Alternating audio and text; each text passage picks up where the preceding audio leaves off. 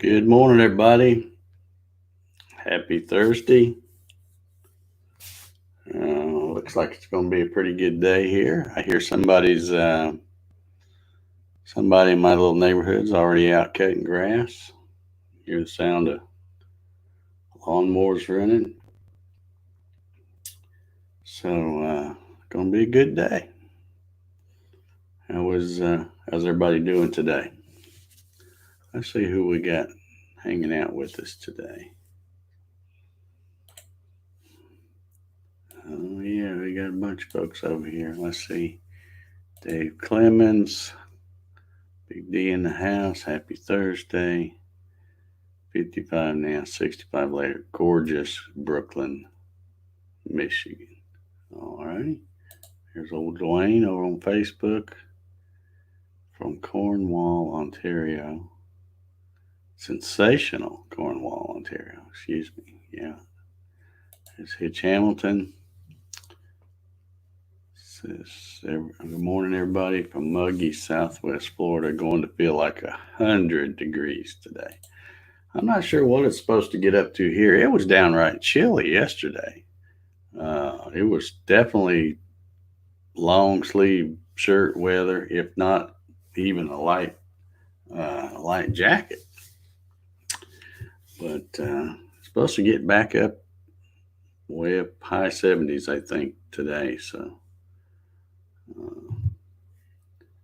let's see. It says we're supposed to be in Indy this morning, headed to the track. Now a 90-day delay. Memorial Day will be different this year. Well, in that respect, it will be. Yeah, it'll be different. Let's see. Dave Clemens. I think I already hit him up. Oh, he's saying good morning to Hitch. Okay. Larry Galt's here. Rain forecast next 10 days here in Austin, Texas. Okay. I suppose you're going to send me some of that too later. Good morning to you, Larry. Steve Gronsky's here. Says good morning. Happy Thursday. 69 headed to 76. Mostly cloudy. Thumbs up, Dave. Thank you, Steve. I appreciate it. LB Sharp's here. How you doing, LB? Good to see you this morning. Earl Walker says 54 going to 74. Thumbs up. And we got a few thumbs up. Not many, but we got a few over there. Appreciate it, guys. Troy Pritchard's in the house. Says happy Thursday. Good morning to you, sir. Paul Stewart's in the house. Says good morning, everyone. Good morning, Paul. Janet is over there on Facebook. Good morning to you, Janet. Hope you're doing well. Here's a Wild Bill Larson. Says good morning, everybody. It's a new day, and we have been given another opportunity to be better than we were yesterday. Yep. And I'm thankful for every one of them. Neil Cochran,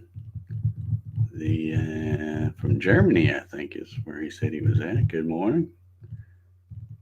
Or I guess it's probably afternoon for you, but good something, Neil. Bob Sims says hi all from the UK. How you doing, Bob? Good to see you joining us. I appreciate you checking in with us. Darren Birds, good morning, everybody. A beautiful sunny day, summer temps for Canada. Yeah, good. Keith Stanford's here, headed toward 80 today. Warm morning from New Hampshire. Yep. Kevin Els, how you doing, Kevin? And we got some folks from way off. We got South Africa, Germany, the UK, Canada, all over the place. There's Bart Bixel.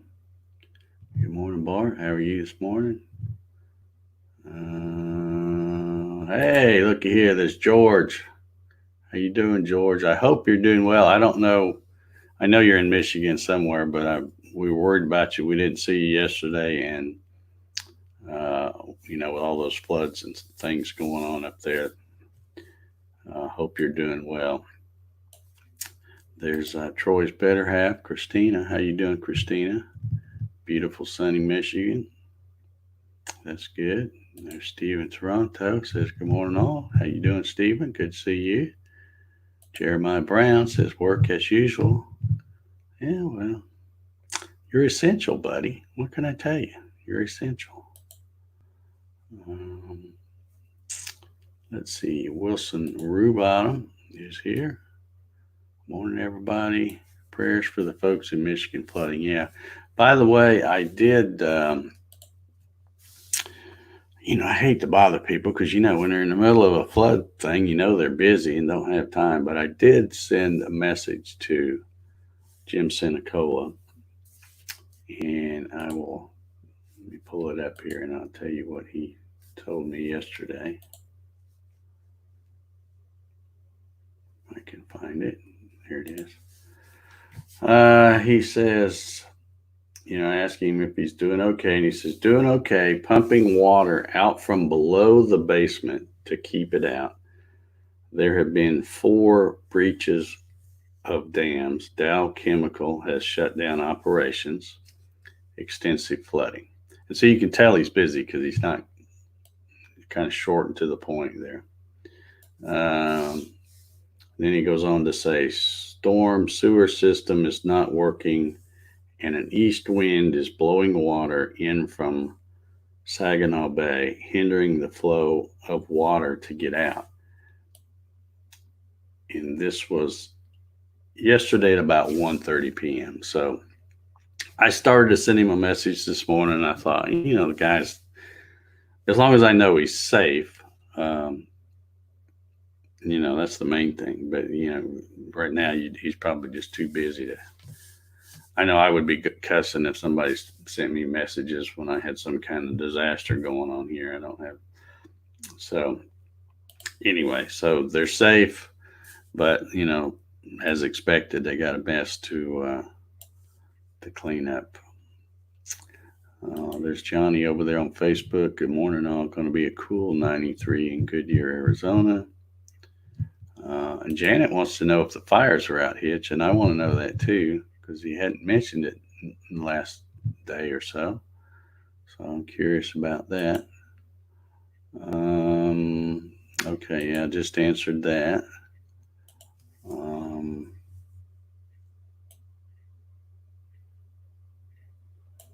There's my favorite solar man right there.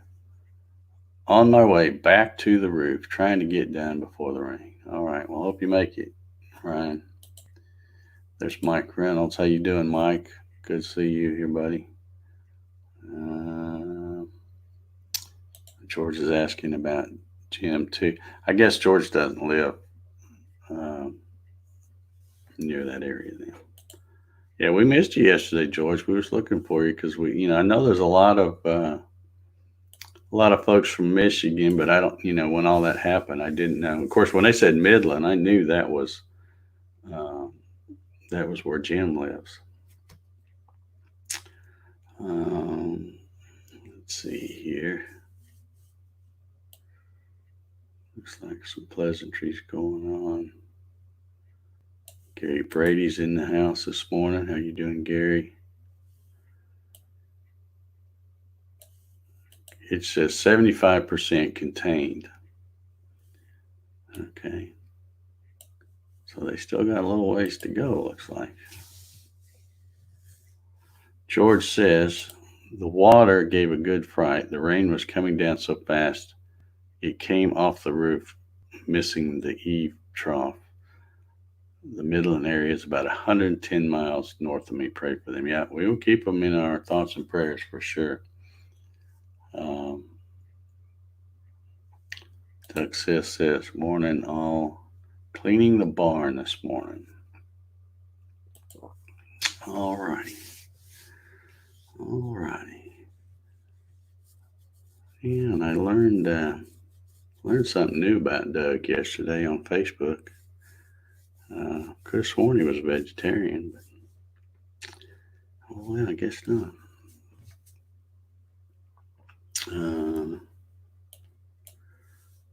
Yeah, Keith's asking about. Yeah, I just mentioned that a while ago. Keith, you might have missed it, but he's safe. Him and his family are safe, but they got, as you might expect, a big mess to clean up. So he's going to be a busy guy for the next several days, I'm sure. Jim Jones, my favorite concrete block guy, right there. Just a minute, then got to go. Saw your video. Let's see, was that this morning? I think it was this morning. Those were cool. What do you call those, Jim? If you got time to post that, because they're kind of weird shaped. I'm sure you got a special name for those. They were pretty cool looking. Rob Schuster snuck in here this morning. Looky here. How you doing, Rob? I don't really expect to see Rob except on Fridays. I think he's working from home on Fridays. So it is a treat if we see you here on another day. Wanted to ask you guys, I know there's a lot of guys out here, and there's a few gals too. But, a lot of guys get some of their tools from Harbor Freight. We have a Harbor Freight here in McDonough. It opened up probably a year or so ago. And they had a thing I saw on, was it Facebook? Saw it somewhere, where they're recalling some jack stands, which, that's a pretty big deal. You make jack stands that collapse. But yeah, they got a big recall on those. So I think most of you guys probably know this. You got to be careful when you getting stuff from Harbor Freight. Just know you're buying stuff that's made by China and stuff like that. So it's not top quality. There's a reason it's cheap. Some things you can get from Harbor Freight and they're great and they last you for years, and other things you'll get and they don't. I bought a little, what do you call it? The little oscillating thing where you put the little flat blade in there, I bought one of those. I think the whole thing was like, because you have all those coupons and stuff. It's probably like $16. And it didn't last very long. The motor quit on it. I mean, I probably got $16 worth of use out of it, but then I ended up going to buy a Porter cable I think I got it at Lowe's or something, and it's still going strong. So multi-tool, yeah. Thank you, Greg Hitch. Yeah, multi-tool is what they call those things, I think. But anyway, so yeah, just beware of, when you think about it, jack stands, you're jacking up a car or some kind of vehicle, and you're at some point going to be laying up underneath it. So I'm not sure I'm going to be getting my jack stands at Harbor Freight. I'll probably buy them somewhere a little, pay a little more for them. But I haven't used a set of jack stands, and I couldn't tell you when. I think I had a whole bunch of them, and I gave most of them to my son when he started working on cars and stuff. And I still have 2 out there, but they're pretty heavy duty. Larry Galt says lots of F clamps in the big dust collector. Yeah, a lot of people buy those.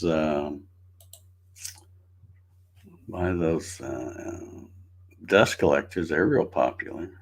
For a lot of people buy those. And truth be known, a lot of the stuff that other companies sell are still made probably in the same dang factory as the cheap stuff that Harbor Freight sells. Yeah. He says he's got some Harbor Freight stands. Yeah. Well, they're I shouldn't say that. I'll say it anyway. Chinese trying to kill us all anyway, so I guess they can't do it with a virus. So try to squish us under a car. Doug says, got a Brad nailer from there. 2 shots and done. Yeah. Yeah. Yeah, that's what I mean. It's good, cheap stuff, but it's like that old saying, you get what you paid for. Blocks are calling my name. Have a great day, Jim says. Okay. Have a good one, Jim. Make lots of those big old blocks. Christina says, I like a lot of their household things. French fry cutters, sheet laminators, utility trauma shears, super great prices and better than I can get elsewhere. All right, Sam. All righty then. And George says, when I used to work under a car, I always used wood blocking as a safety. I never trusted the lifting or holding things. I used to take concrete blocks and pieces of woods, anything to get it up, and that's up under where the jack stand is, just to keep. So if the jack stand fails, it'll hit on something else and give me an extra second maybe to get out from under there. But old Dave's too fat and can't see good enough to get up under cars now. Once I started getting old enough to where I had to wear bifocals, working on a car is almost impossible for me, because you're always, when you're laying up under the car, you're always looking through the wrong part of your glasses, and I couldn't see nothing. So I just I give all that up. So I'll let other people, I'll let the younger crowd do that. So yeah, Steve says throwaway tools. Yeah, a lot of them are. A lot of them are. I bought some stuff, really cheap stuff, and it's it's like a one-time use, and after you've used it, it's like, it's kind of messed up now. Yeah, there's a good tip. Always use 2. That way, if one fails, the odds of both of them failing shouldn't be that big. Yeah, he says I buy furniture dolly. Yeah, it's hard to mess up a furniture dolly. I probably got a half a dozen of those things, and they're fine and cheap, But yeah, Dave says they have a lifetime warranty on some of their hand tools. I've had wrenches for 10 years now. Well, I've never had to buy any wrenches, just your regular open in and box in wrenches and stuff, because I've still got the same tool kit, I guess you'd call it. Same screwdrivers, same wrenches. Of course, I've added a lot more to it. But yeah, Doug, he says he smells the barn calling. You better get out there and shovel that. You know what? Have a good one, Doug. See you, buddy. But yeah, I think when I turned 15 or 16, mom and dad bought me the Sears Craftsman tool set. You guys know the one I'm talking about. It's got the toolbox that's, I don't know, it's probably a couple feet wide by maybe 10 inches tall by 8 or 10 inches deep. And, you flip the lid up and it's got the tray you pull out. But it had all those sockets. It had like a quarter drive ratchet, 3/8 drive, and a 1/2 inch drive, and it had sockets for each one of those. Had a whole bunch, probably about 10 different Craftsman screwdrivers, Phillips and straight and all that stuff. I'm trying to think of what else was in there. There was a hacksaw that I still haven't used. In fact, I used it yesterday.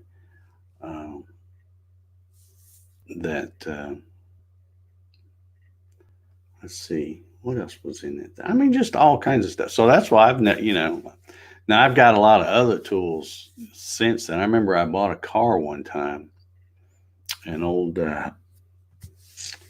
it was a 77 um, Camaro Z28. Piece of junk. I had this big dream. I was going to restore it stuff back when I either had money but no time, or time but no money. So anyway, when I got the car and got it home, the trunk was locked and the thing didn't work. You couldn't get in the trunk. So I had to take the back seat out and crawl up under there and pop the trunk open. When I did, there was like toolboxes, not small toolboxes. There was all kinds of wrenches and different things in there. So, anytime I see a wrench or I find something like that, and I used to go to yard sales a long time ago, especially, you'd look and you say, unfortunately, somebody's passed away and they're selling their dad's tools or whatever, and you can get some really good deals on some of that stuff. But I'd always look for the unusual wrenches, some of the ones that are like they're a box end wrench on both ends, but they've got that weird bend and kink to them or something. You think, well, might not ever use that, but you never know. You get something like that. So,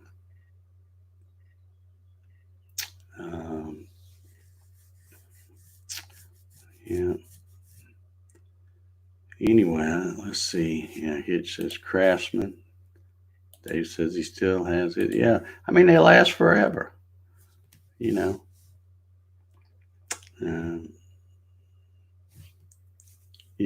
the 120 piece set with 50 Allen. Yeah, you did get a lot of Allen wrenches and stuff. But back then you didn't get metric stuff. It was all imperial. Because I've had to buy different things of metric.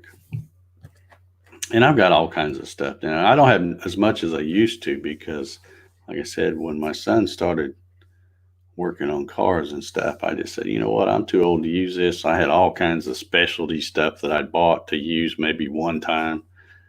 But stuff you need. I've had tools that I made because you needed a certain kind of thing to put a belt tensioner on or something, and I'd make something.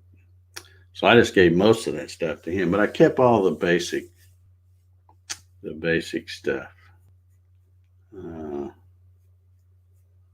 But yeah, I can't remember ever having a Craftsman wrench from that set that was, like I said, when I'm going to say I was 16. I might have been 15. But at any rate, it's nearly 50 years old. And I never had anything out of that set break. Good stuff back then. Good stuff. But not like it used to be now. I mean, I guess you can still get Craftsman, but I don't know. I don't know what the quality of the stuff is now. And of course, now you've seen the memes and stuff about the I can't think of it. What's the ones, the tool trucks that go around and sell the tools to all the mechanics? It's right on the tip of my tongue. Dadgummit, somebody say it. I know somebody knows what I'm talking about. Starts with an S, I think. What the heck is that called? So much. Snap-on, thank you. I see somebody said it, Snap-on. And Mac is the other one, yeah. But those things are just, I'm sure they're good tools, but good Lord, they're pretty pricey. But, yeah, have to give the Snap-on guy your firstborn, I think, to pay for some of that stuff. Yeah, everybody. See, it was right on the tip of my tongue, but I couldn't think of it. Snap on. And of course, Mac is the other one. Well known. See, even Christina knew Matco, All right. And she says, oh, Troy, Troy says you can get Craftsman at Menards. Okay. I think I've only been to a Menards one time, and that was when I was visiting Indiana. We don't have Menards down here, at least not that I know of. So, yeah. Rob says back in the day, Craftsman was made in the USA, but that changed 10 to 15 years ago. Yeah, it's. I hope, if we learn anything out of this silly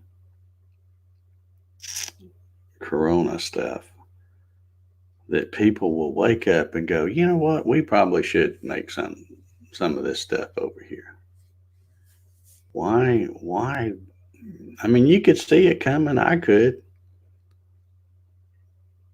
and I'm not, brightest bulb on the tree, so if I could see it coming, I'm sure a lot of other folks could too. But I guess they just never thought it would happen. Yeah, it's not good that we keep selling all these companies and let China make everything and then sell it back to us. But especially when you start talking about all these pharmaceutical things and the ventilators and all that different kind of stuff. I mean, how stupid is that to have a country this communist making all this stuff and selling it back to us? Not good.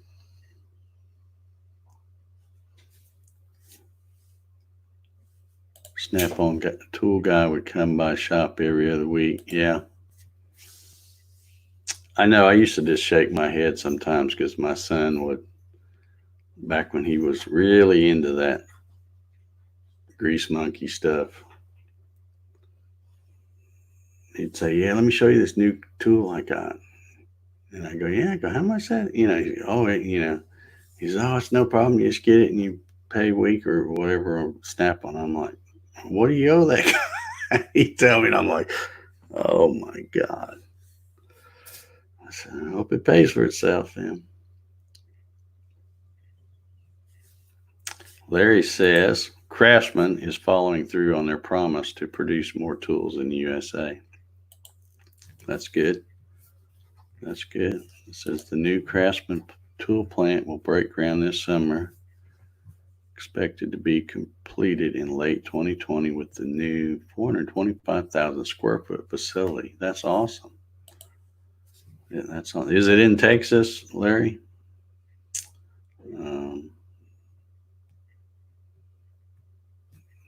Government needs to bring back industry back. Yeah. Well, I don't know about the folks north of the border, but the main guy here is trying to do that. He's already brought a bunch of it back, but I think this other situation kind of hopefully woke some other people up. Yeah, just like United Kingdom, intellectual property is the only thing produced. Yeah, and then they steal that. So, all right. Well, I just heard my little timer. I thought I saw Javi out there earlier. Is he out there? Yeah, there he is. I lost respect for Craftsman when Kmart bought Sears. Yeah. Yeah, it's weird. That's why I sometimes I have to laugh because some of these guys and gals, people will get in these little debates about what's the best tool, this tool or that tool, and then you look at them and they're nearly identical and probably made in the same factory. They just that we'll make this one yellow for DeWalt, and we'll make this one gray and black for Porter Cable. But they're basically identical. So anyway, I'm going to get out of here because I got lots of work to do. Guess what I'm going to be doing today? You won't guess, so I'll tell you. I'm going to be making some shiny chips. Y'all know what shiny chips are? Yeah. I'm going to be milling some aluminum. Or in Bob Sims' case, aluminium. So anyway, I'm going to get out there and do that today. And I like running it because it's cool to mill aluminum, but it gets everywhere because I don't try to suck it up into my vac and mix it with the all the sawdust and stuff, router dust. So I just let it go where it wants and then vacuum it up either with a broom or the shop vac. That way I can dump it somewhere else. But anyhow, I'm going to get busy. I got a lot of stuff to do, and y'all probably do too. But thank you all for hanging out with me this morning. Always good to see everybody. We get where we have a pretty good little crowd here on weekday mornings. Hit the thumbs up on the way out if you haven't already, and have an excellent Thursday. We'll see y'all tomorrow.